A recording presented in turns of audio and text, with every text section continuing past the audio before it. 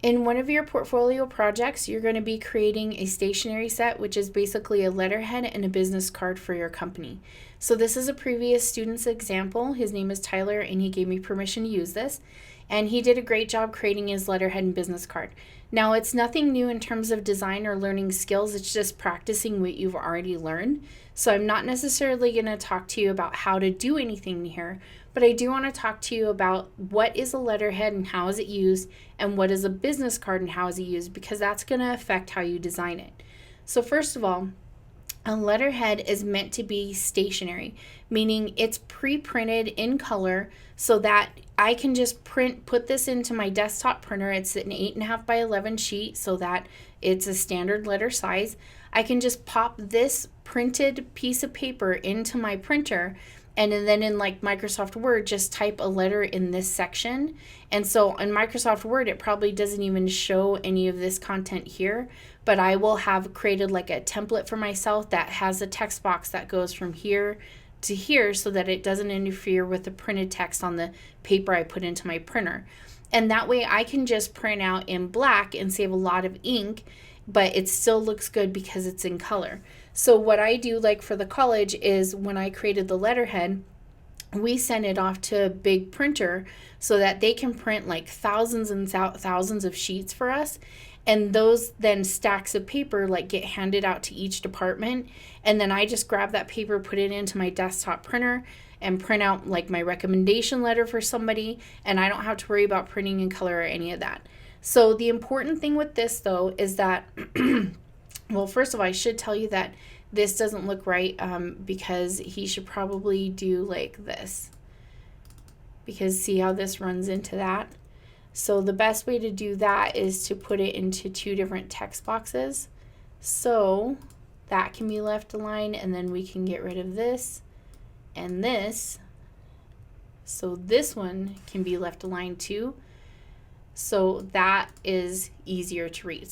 But the other thing I wanted to say about the letterhead is that this is for the whole company. So you shouldn't have anybody's individual email, their individual phone number, any individual piece of information. This is just the overall information for the company, so that if I'm sending it out, I can put my personal information here, but let's say the president of my college uses the same letterhead, he can put his personal information in the signature line. So this has no personal information. It's just for the company. Now, in addition, you can't take up a lot of space with your information. So usually the rule of thumb is like 1.5 inches.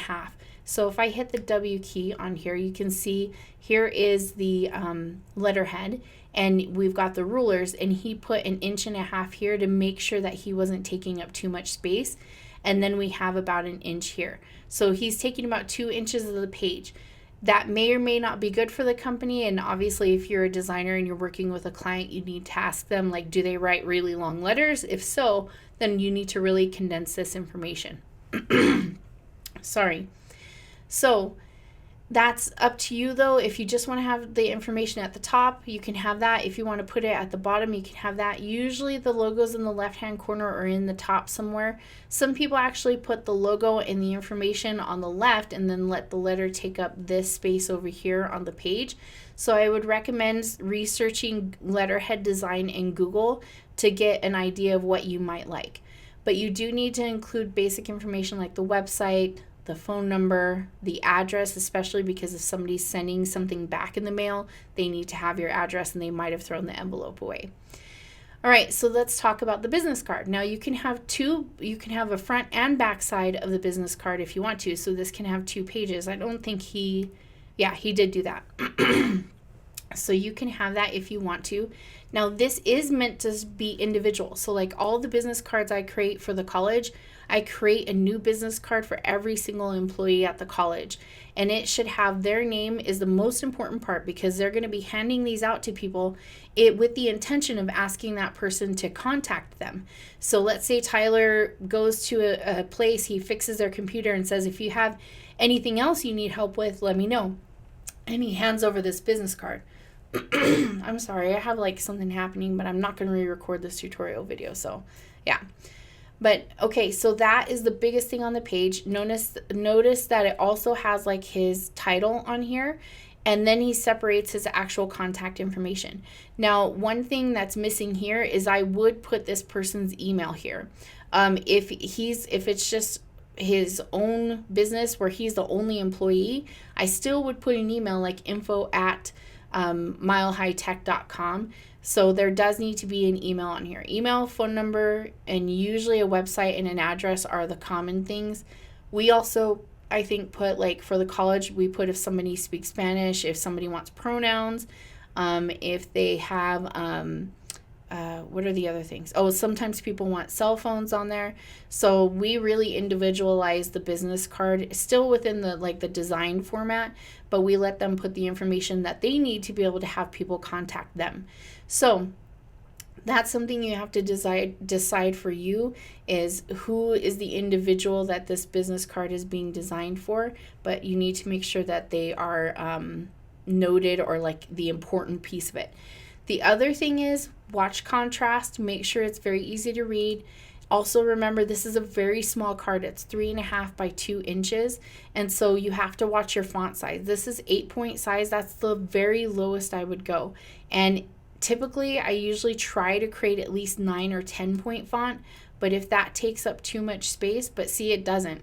And then you also don't want to go like right to the edge, because again, if you're sending this off to a printer, they might chop that off. So that's why you should have a bleed, and you should let yourself have some margin space, and that also helps it to not look cramped. So he did this really well. This is ready to print. The only thing I would change is actually adding the email.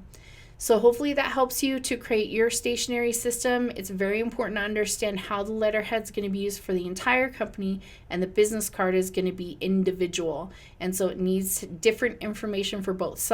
It has some similarities, and it should look a part of that brand, but the information should be personalized versus business depending on the product you're designing for.